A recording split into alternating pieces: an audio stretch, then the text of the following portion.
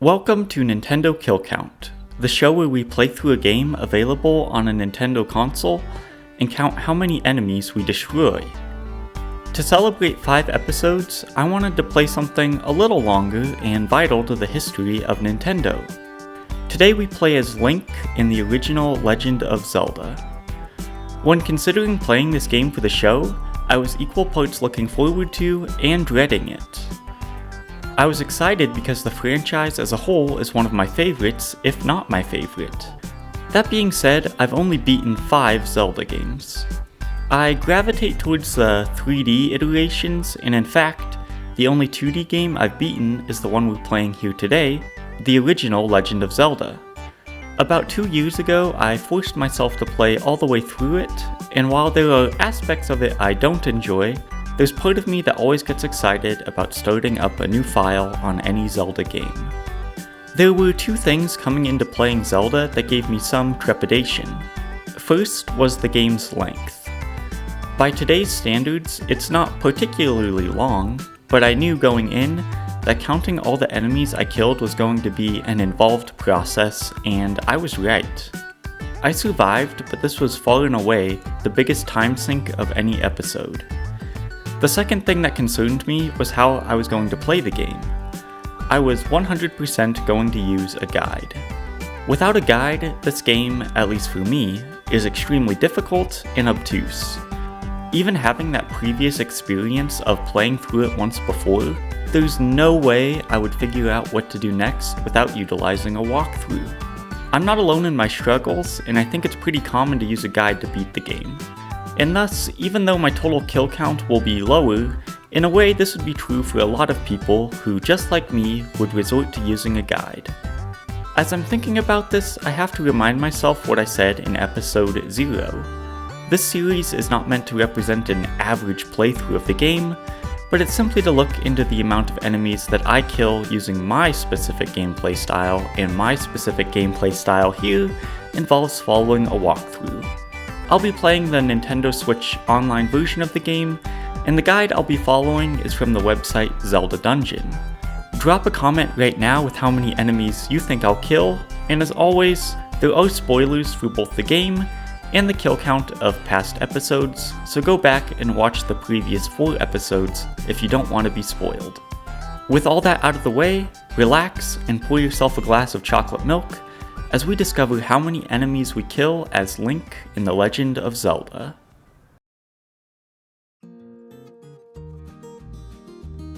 For those of you unfamiliar with the basic feel of Zelda games, they typically have you playing as the titular hero Link, oftentimes a nobody who acquires a sword and shield and rids the land of whatever evil happens to be threatening it at the time. Most games feature an expansive overworld with a number of dungeons scattered throughout it. These dungeons, whether 2D or 3D, contain rooms full of puzzles and enemies.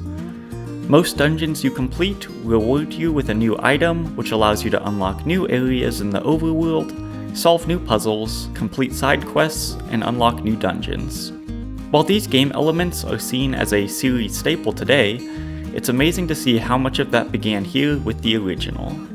Before entering any dungeon, the Zelda Dungeon walkthrough has you go and obtain a lot of useful items scattered throughout the overworld. These include a sword upgrade so you do more damage, and the blue ring, which halves the damage you take. These 2 items were immensely helpful in allowing me to complete the first few dungeons with relative ease, even though at this point in the game, I had very few heart containers.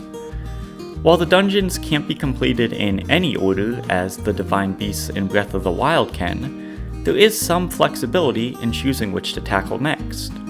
I followed the walkthrough, so for reference, the order in which I completed them were the Eagle, Moon, Manji, Snake, Lizard, Dragon, Demon, Lion, and finally finishing with Death Mountain. The first 2 dungeons, the Eagle and the Moon, felt fairly easy. I know this is coming from the guy utilizing a guide, so it should be easy, but even the enemies didn't feel that hard to deal with.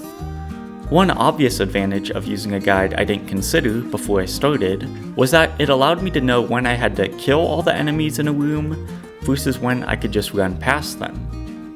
Bombs, which I also obtained before entering the Eagle, were incredibly useful, as many walls could be blown up and entire sections of the dungeon skipped. The third dungeon, the Manji, felt like a noticeable step up in difficulty, but the boss was super fun to cheese, as a well-placed bomb could destroy all 4 of its heads simultaneously, and thus I defeated it within a second or 2 of it spawning. The next dungeon, the Snake, felt like a small decrease in difficulty, but then the next 4 dungeons were all very challenging. Something that stuck out to me as I worked my way through the dungeons is how similar they felt. Even though I took notes on each one after completing it, they all started to blur together until I hit the final area of Death Mountain. Death Mountain was long, and without a guide to tell me exactly where to go, I could easily see myself wandering the rooms for hours. As it was, it still took me about 25 minutes to make my way to the end before the final confrontation with Ganon. This final battle wasn't as exciting as I'd hoped, but I have to remember the time period this game released and that it was the first in the series, so having high expectations may have been a little optimistic. With Ganon defeated, we saved Princess Zelda, and peace was restored to the land for the first of many times to come. Excuse me, Zelda nerd here. Technically, according to the timeline, Skyward Sword is canonically the first game in the series, so this isn't the first time Ganon has been defeated and peace restored to the land. Also, shut up, just let me enjoy the game and don't talk to me about the timeline. Oh, sorry about that. Anyways, a few final thoughts before sharing the kill count with you all. First, I think the dungeons with a guide are still fun to play. They are well designed and have some really challenging rooms where there are swarms of high-level enemies and no place to hide. The addition of unkillable environmental hazards, such as stone statues that constantly shoot fireballs at you, or bubbles that temporarily take away your ability to use your sword, further add to the degree of difficulty. Navigating the overworld is still a pain though, and I hate how many of the secrets feel unfair to find. I'm used to modern game design choices and sensibilities, and figuring out where to go next is really tough by today's standards. It's also impressive how many of the elements from the original Zelda carried over into future titles. Dungeons in an overworld, dungeon keys, bosses, mini-bosses, enemy types like Keese and Moblins, items like the bow and boomerang are just a few of the things that are seen in almost every modern Zelda title.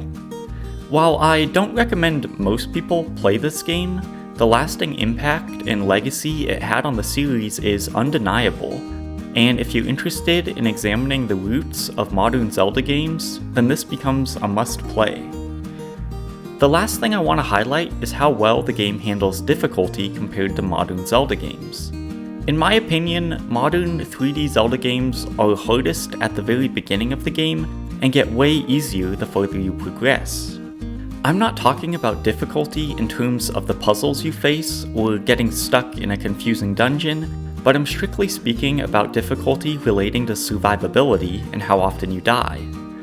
This initial difficulty is entirely due to the fact that you only start out with 3 hearts. With 3 hearts, you can sometimes get careless and take unnecessary damage from enemies or from falling off a ledge. If you can't decipher the one way to beat an early game boss, it's actually pretty easy to die with only 3 hearts, versus later on in the game when you have, say, 8 hearts. The farther you progress and the more heart containers you obtain, the more you become, for lack of a better term, an unstoppable bullet sponge.